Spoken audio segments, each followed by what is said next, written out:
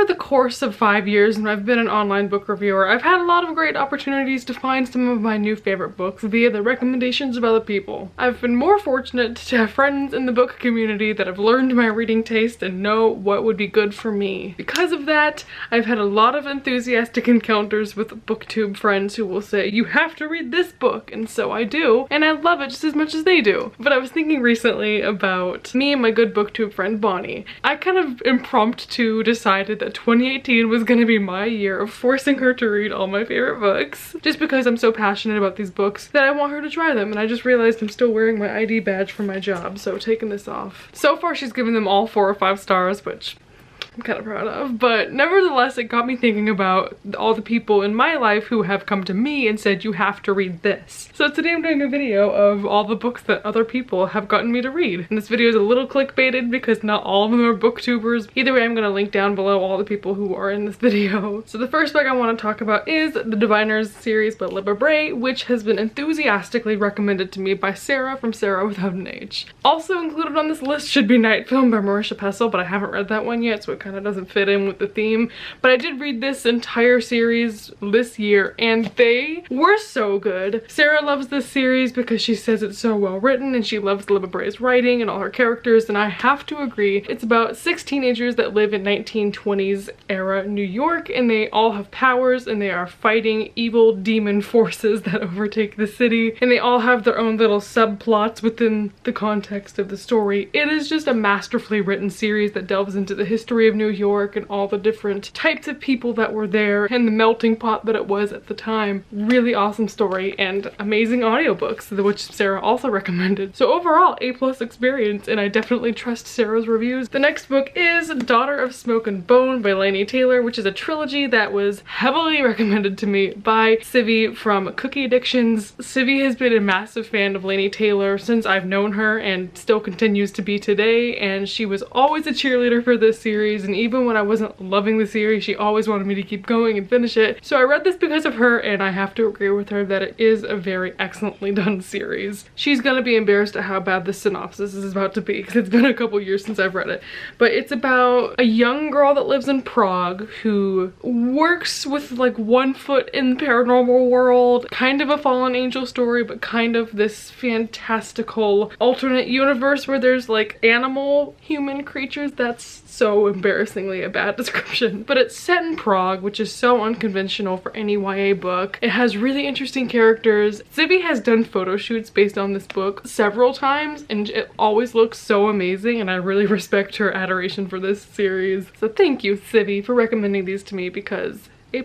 I'm just gonna keep doing this every time. The next book I have to talk about is We Are the Ants by Sean David Hutchinson, which was recommended to me by Dylan. Sean David Hutchinson is his favorite author. He has like 10 editions of this book and he loves it and he shoves it in everyone's hands. Kind of the same thing I do with this old bad boy up here. This book is not up my alley at all, and I've almost gotten rid of it a couple times, but he's always convinced me to hold on to it and read it. It's a contemporary book with sci-fi elements folded into it about this kid who's in high school who's been chosen to be the person that is gonna stop the end of the world. So it's like this alien book, but also this contemporary book about a teenage boy grappling with his sexuality and bullying, and I can see why this is his favorite book. It's not something I would ever typically reach for, but it is a really well done story. It has that element of well-meaning contemporary book alongside this absurd plot point, but it was also meaningful and delves into nihilism and whether or not we deserve to be eradicated from the planet. Really interesting character study of a boy done with a really strange backdrop of a plot, but I applaud this book for making me feel as deeply as I did for the main character. And Dylan,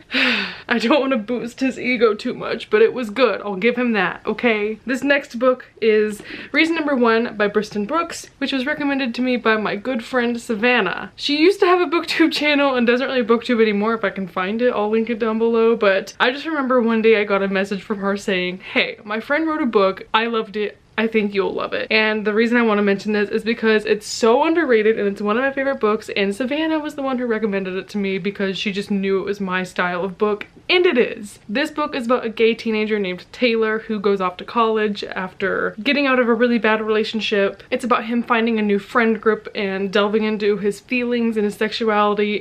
It's like the Raven Boys meets Simon versus the Homo sapiens agenda. It's so good. And I wish this book had more clout or was picked up by a publisher, because not a lot of people have read it, but I think it deserves so much love. My favorite way that books are done is when it focuses on micro details in characters and it fleshes them out entirely through like small actions and little bits of dialogue that just really solidify their character. And this book does that. Even though it's self-published, it is my favorite thing in the universe, and I gave this book 5 stars. So Savannah knows me well. I knew I would love this, and I did. It was good. This next book comes as no shock to anyone. I read Lady Midnight because of Emma. This book is just massive, and I just wasn't super excited about it, but I remember texting Emma or like somehow talking to her about this and being like, yo, should I? I think the conversation more or less was her saying that she's biased because she loves the books, but she thinks I should stick with it. And I did. And I'm not gonna say this is my favorite book ever, but I'm so glad that her pushing me to read it made me read it, because it is an enjoyable series that's worth the time. I think we all know what the Shadowhunter Chronicles is all about, but these are about